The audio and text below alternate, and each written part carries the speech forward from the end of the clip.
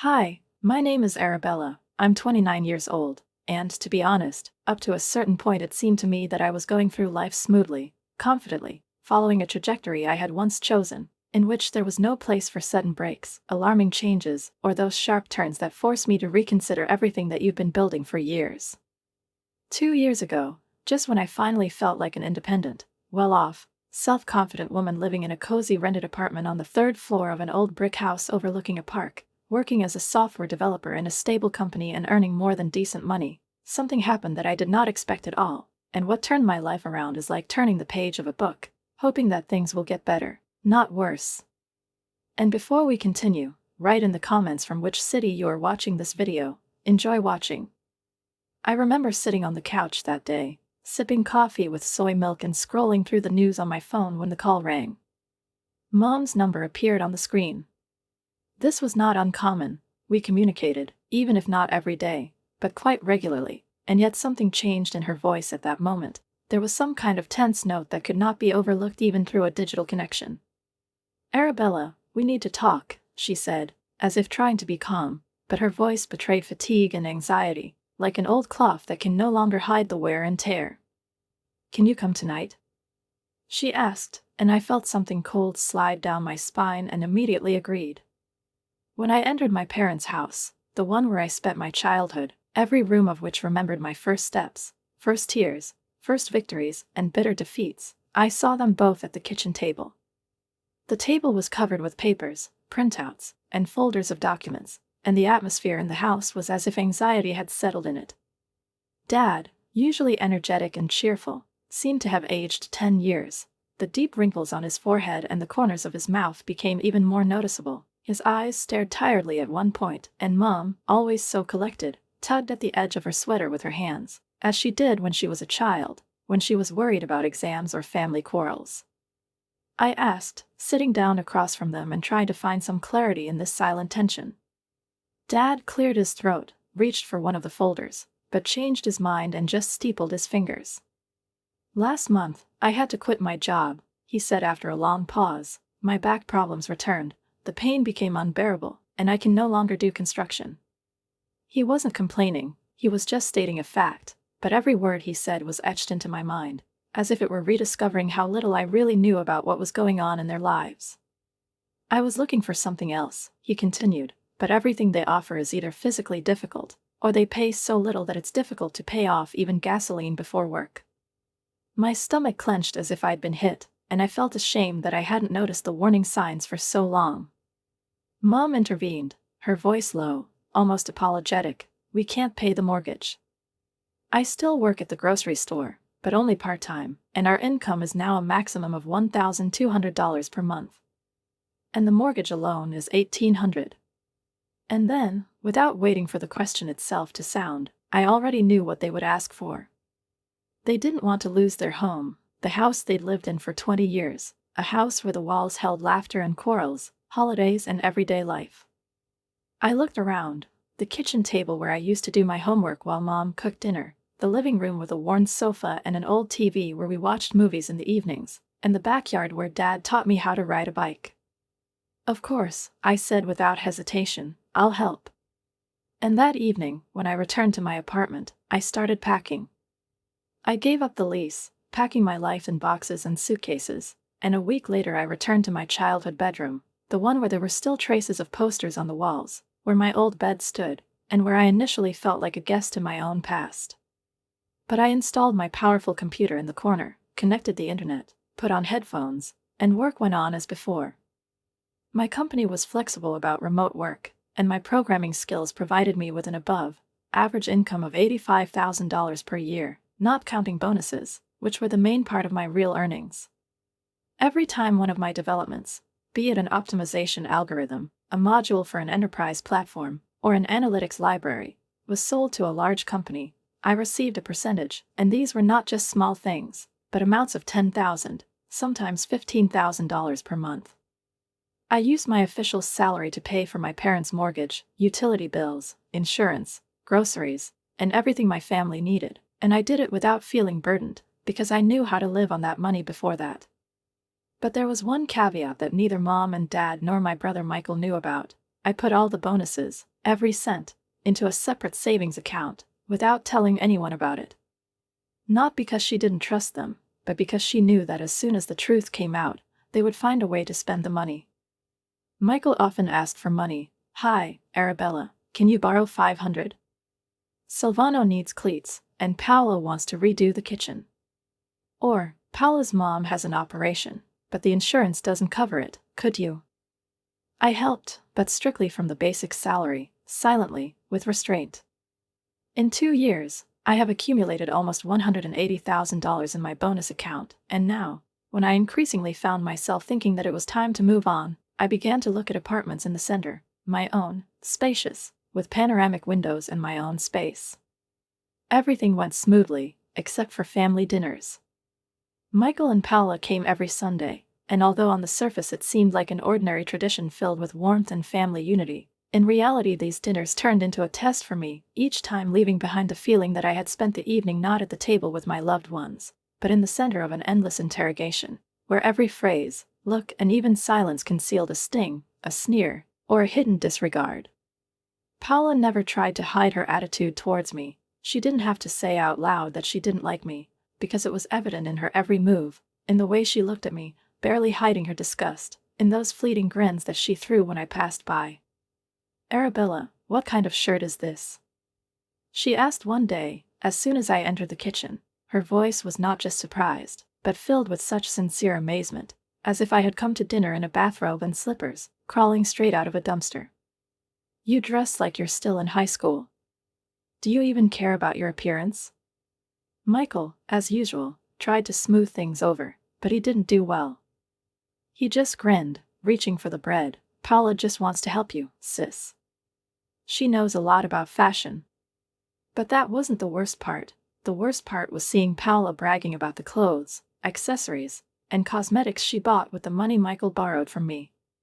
She was walking around the house in a new designer dress, telling my mother about the importance of investing in quality things, and she never bothered to thank me for actually paying for those investments. I usually went to my room as soon as possible, citing an urgent job, and sat down at my computer, hoping that the walls of my childhood would become at least some kind of barrier between me and her endless stream of criticism. But even then, behind the closed door, I could hear her voice echoing down the stairs, and again she escaped into her little bubble. When will she finally grow up and learn how to live in the real world? I kept my mouth shut because I knew everything was going to change soon.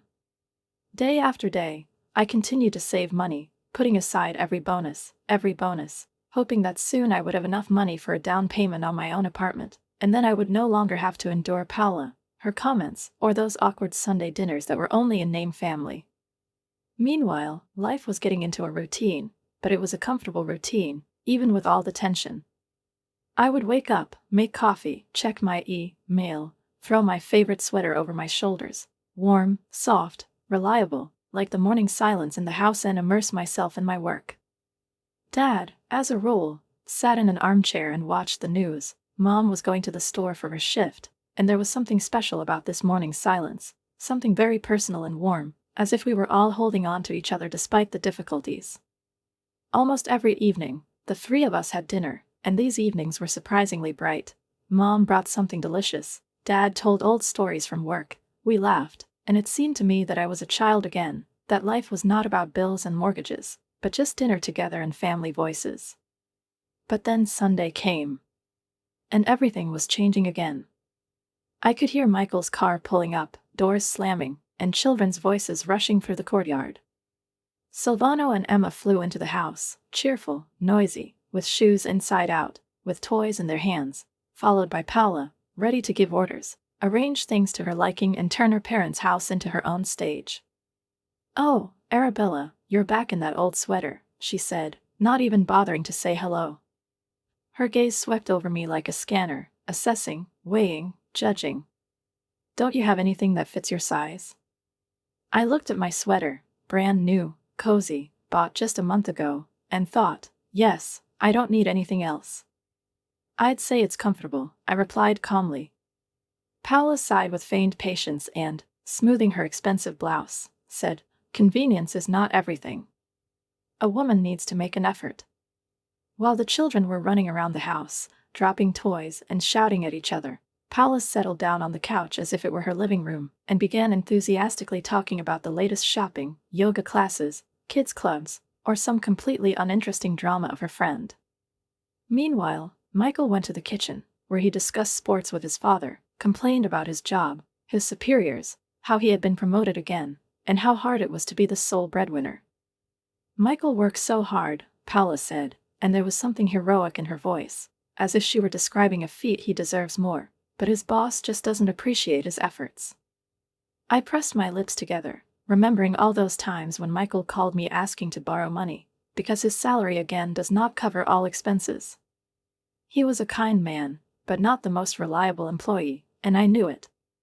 However, Paula did her best to create an image of him as an ideal husband and father, almost a martyr to labor, and even my parents seemed to be starting to believe in it. The worst part was her advice. She seemed to consider herself entitled to guide me on the right path, as if I were not her husband's younger sister, but an unreasonable teenager.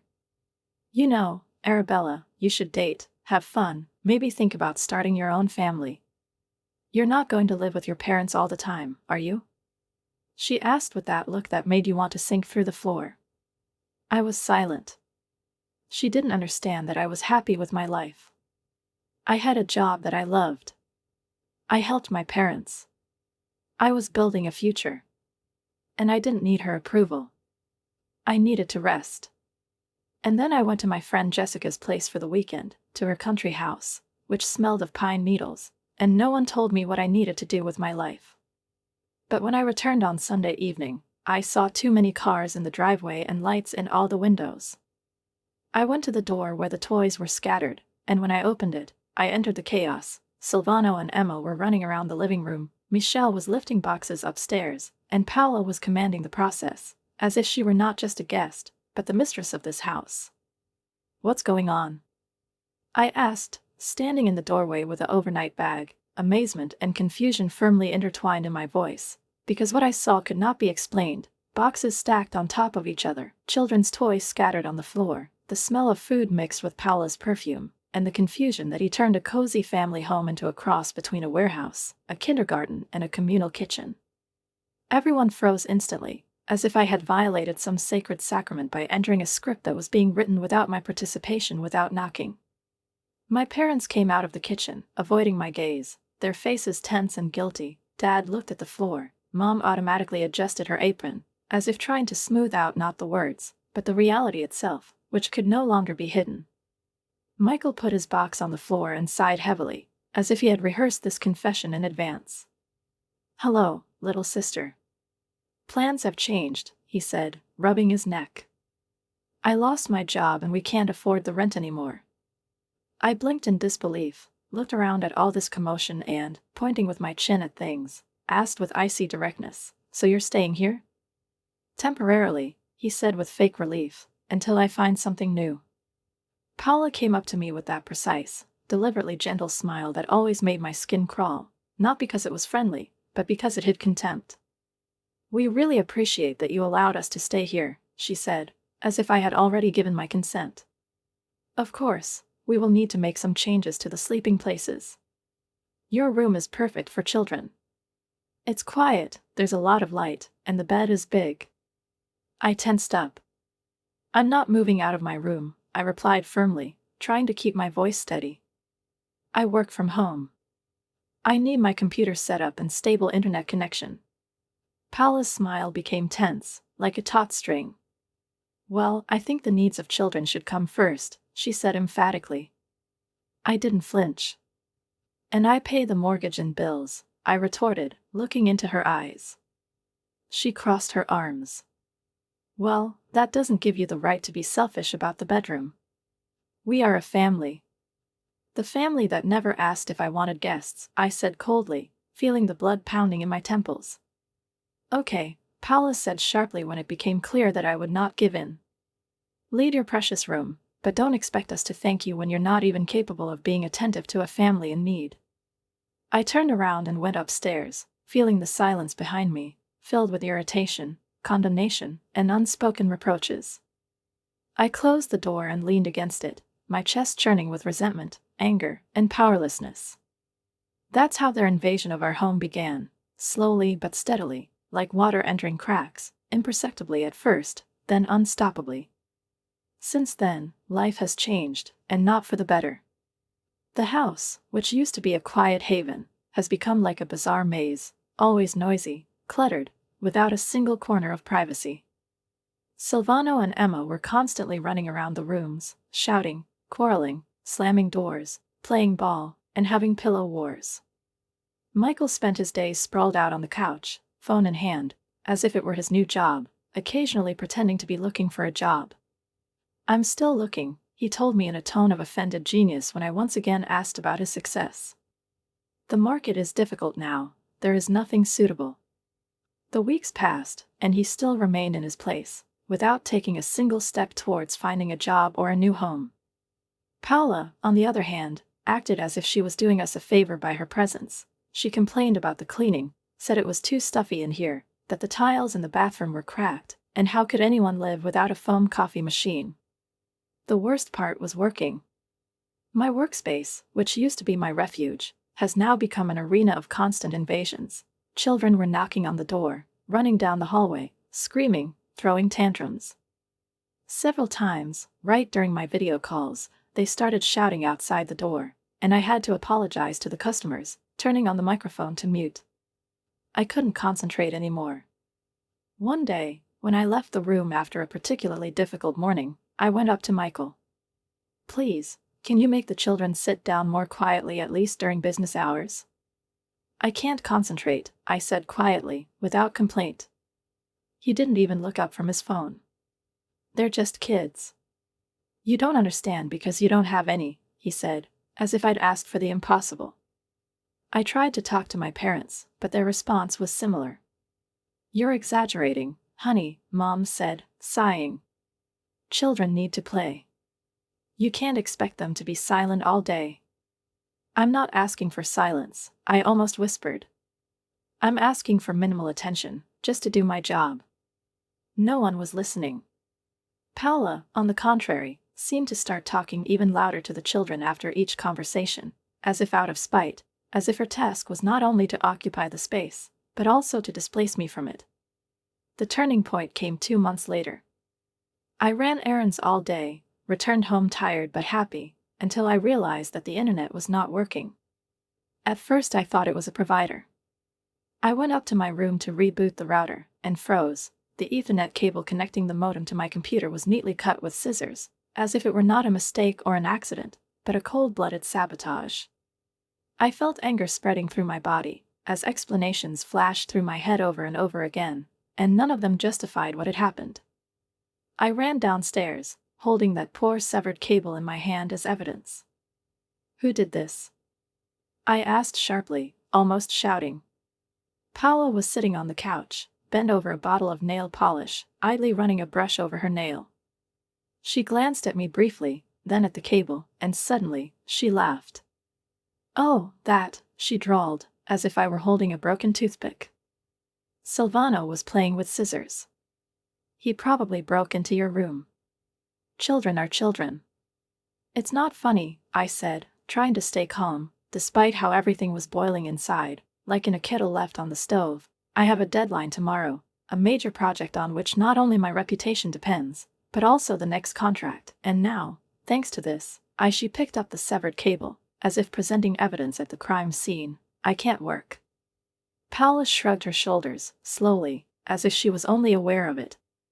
"Maybe you should lock the door if you're so worried about your precious computer stuff," she said with a lazy voice and the same half-smile that usually accompanies unpleasant but formally polite remarks. "Maybe you should keep an eye on your child and teach him not to spoil other people's property," I blurted out in response, unable to restrain myself, because patience, stretched into a thin thread over the past months, finally snapped. That's when the fake cuteness on Paula's face disappeared completely, like a worn mask, giving way to a cold, sharp, almost predatory rage. "Don't you dare tell me how to raise my children." Her voice became harsh, hard, as if carved from stone. "You have no idea what it's like to be a parent." "I know what it means to respect other people's things," I replied, trying to keep my voice level, despite the fact that my hands were shaking. Silvano is 6 years old, Paula retorted, standing up abruptly and crossing her arms. He doesn't understand your work stuff. But you're an adult, I said with emphasis, and you have to understand that accidents don't involve purposefully cutting cables with scissors. This is not an accident. This is destruction. At that moment, Michael came into the room with my parents. They immediately felt the tension in the air, because Paula was already boiling, and I was standing with this ill-fated cable, like a prosecutor in court. I explained what had happened, relying on support, common sense, and basic justice. But all I heard was Michael's sigh. "Listen, little sister," he said wearily, as if I were complicating an already difficult life again, "I'm sorry about the internet. But Paula is right. You don't have children, so you don't realize how hard it is to keep an eye on them every second." "I'm not asking you to keep an eye on them every second," I replied cautiously. "I'm just asking you to teach them not to come into my room and break my things. It's not difficult." Mom sighed, as if I were a 5-year-old girl again, acting up over nothing. "Boys his age are naturally curious," she said softly. "When you were little, you also poked your nose everywhere." "But I've never ruined anything with scissors," I said quietly but clearly. Dad nodded, as if summing up the results. "You're too strict, Arabella. It's just a wire. Buy a new one." I couldn't believe it.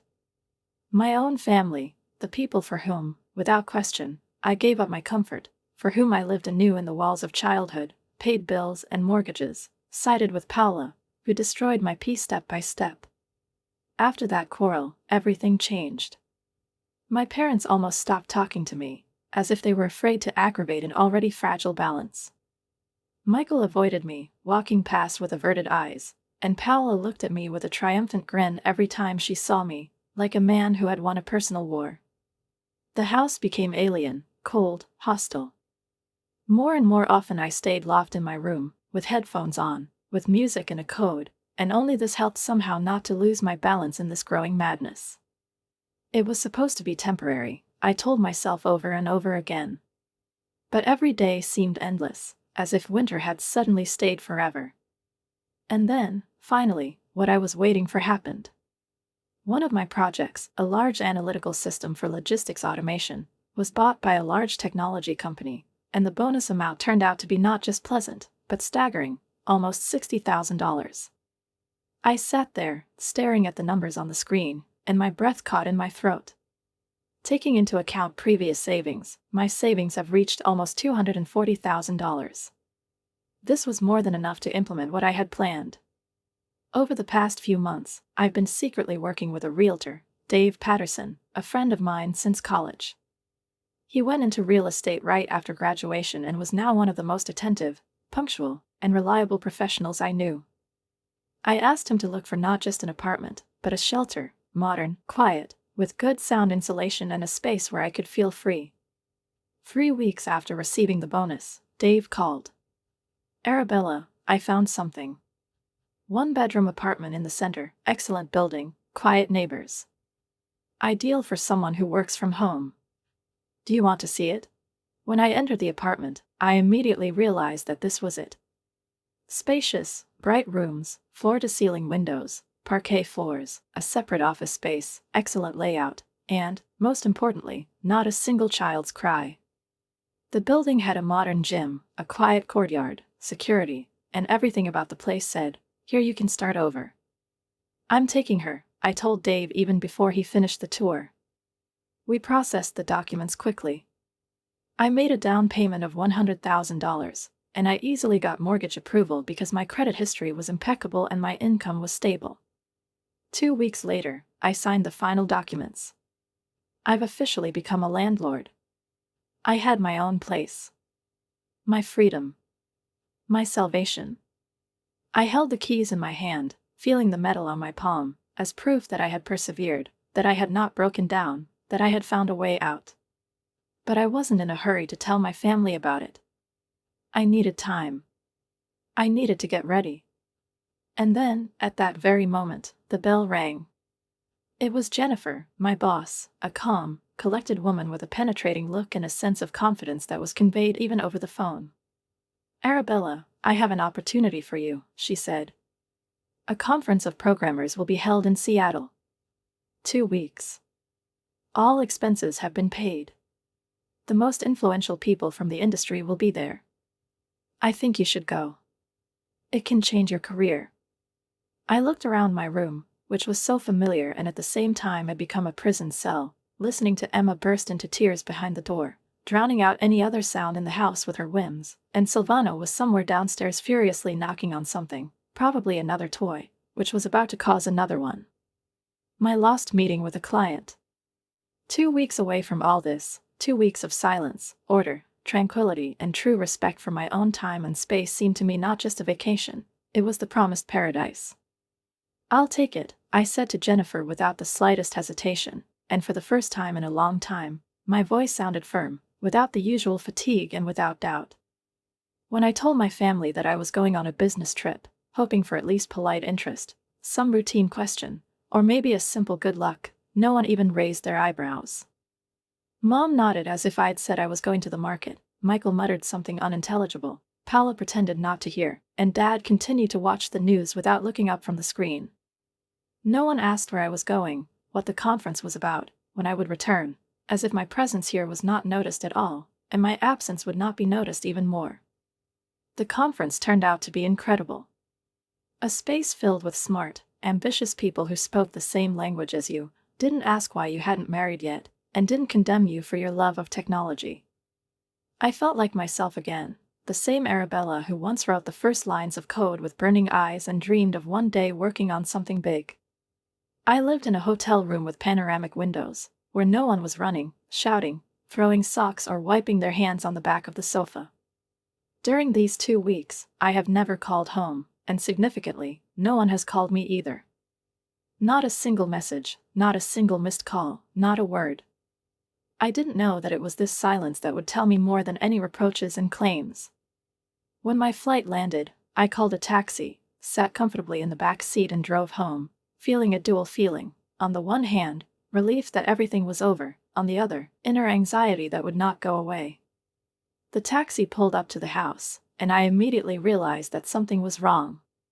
My heart skipped a beat and my breath caught, because the lawn in front of the house, usually clean, even if not too well maintained, was littered with black bags. I went out with my suitcase, came closer, and froze. They weren't trash bags. It was my stuff. My clothes, neatly folded into horribly sloppy lumps.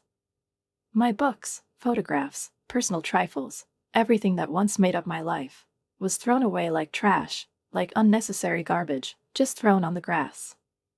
I went up the steps and knocked on the door, gripping the handle of the suitcase until my knuckles turned white. There were voices inside, then footsteps, and then the door swung open.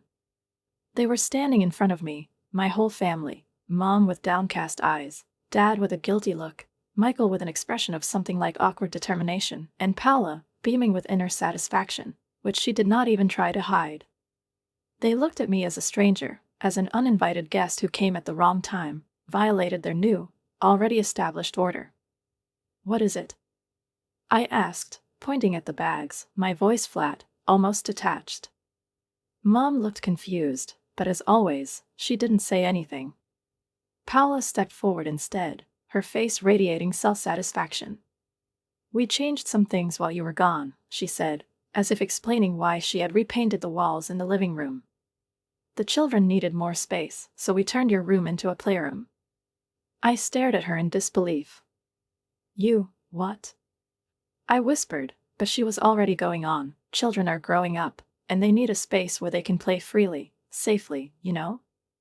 Mom nodded, still not looking at me. "We've renovated the basement for you." "He's actually pretty good now." I remembered the basement.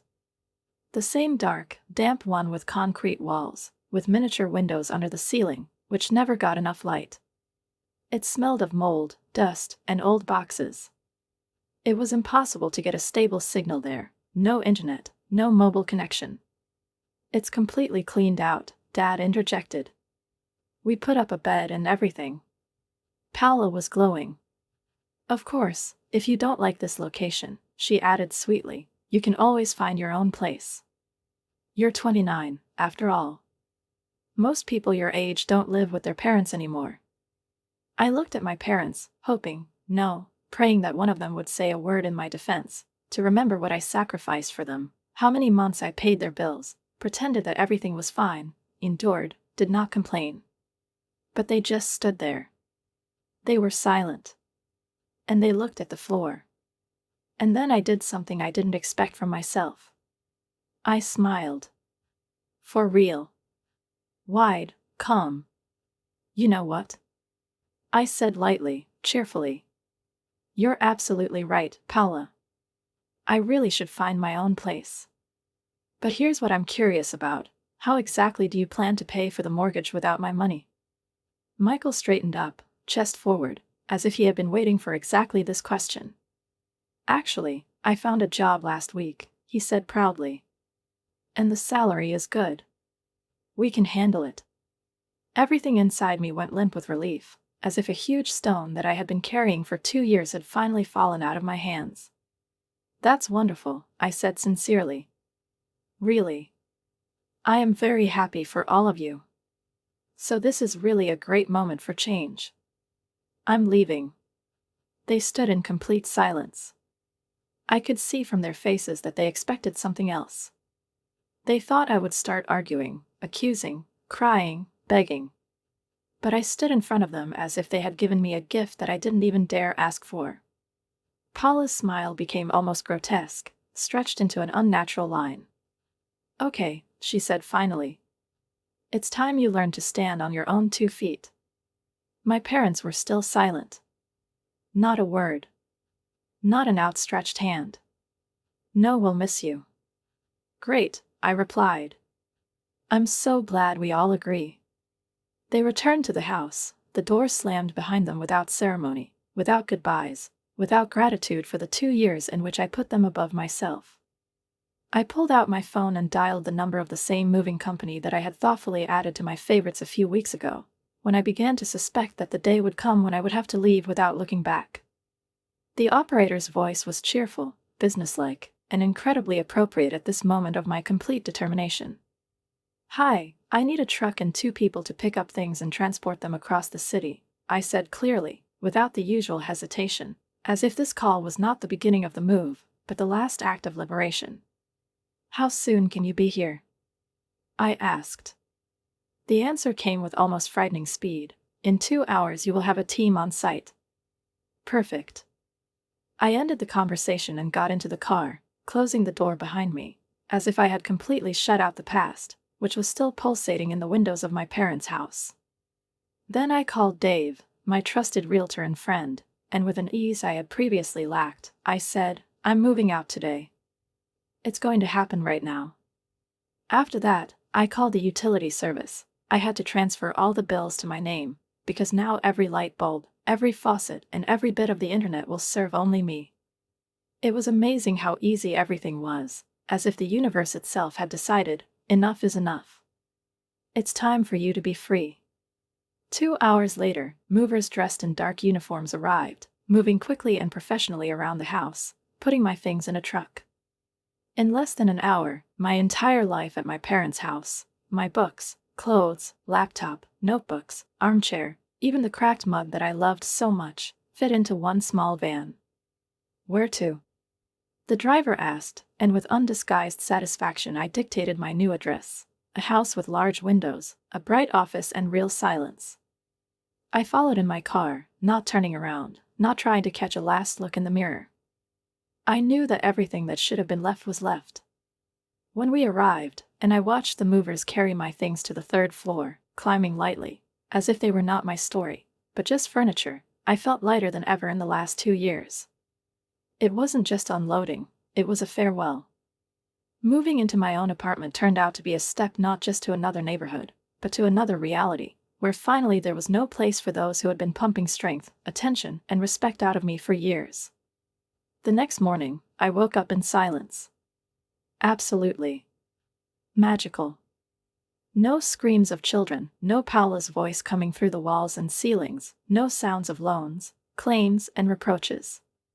Just the morning light and the smell of his own coffee. My new home office turned out to be perfect, spacious, bright, with windows that let in only the sound of the wind, and silence that didn't need to be conquered. My productivity skyrocketed.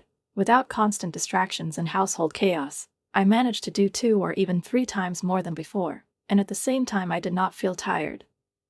I started sleeping better, for the first time in a long time. I started enjoying work, the little things, and life again. First of all, I blocked all my family's numbers. Not a single message, not a single call, not a single opportunity to interfere in my new existence. I also canceled all the transfers I had made over the years to pay for their lives. There were no more payments for mortgages, utilities, insurance, and gasoline. I stopped financing in gratitude. The months passed quietly, almost serenely. I plunged headlong into new projects, larger, more complex, and more interesting. Without constant tension in my body and anxiety in my head, I had the strength to do things that I was already beginning to forget: sports, cooking, reading. I joined the gym at home, enjoyed cooking myself complex meals, allowed myself the luxury of slowly drinking wine and watching old movies in the evenings. I even started dating, without pressure, without purpose, just because I could afford it now. My bank account started growing at an incredible rate. Freed from the financial burden of 4 people, I saved almost $3,000 a month. This money started working for me. I invested, planned trips, and thought about buying something bigger in a few years, maybe a house with a garden. Life was good. For real. And then one evening, when I was just about to pour myself a glass of wine, the doorbell rang. I went to the peephole and froze. They were standing there. Mom, Dad, Michael, and Paula. All 4 of them. Their faces were confused, hunted, but they did not lose the expression that I knew well. The expressions of people who are used to coming with problems and counting on you to solve them. I wanted not to open it, to let them stand on the threshold and leave as soon as they arrived. But curiosity got the better of him. How did they even find out my address? I opened the door, but I didn't invite them in. How did you find me? I asked. Mom shifted from one foot to the other.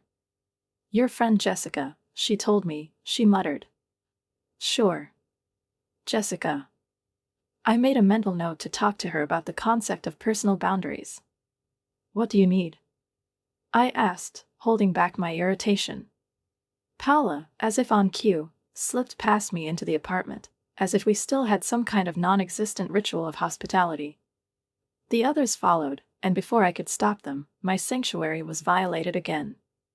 It's a nice place, Paula said, looking around with obvious envy. Must be worth a fortune. What do you want? I repeated, not moving from my place. I lost my job 2 months ago, he said, as if admitting that he had accidentally broken a vase. And we can't handle the mortgage, my father added. I almost laughed. Wait a minute. Let me guess. Do you want me to pay for everything for you again? We're a family, Mom said desperately. We have to help each other. Help each other? I asked, stifling my sarcasm. And when did any of you help me? Just once. Dad sighed. We know it was difficult before, but let's fix it.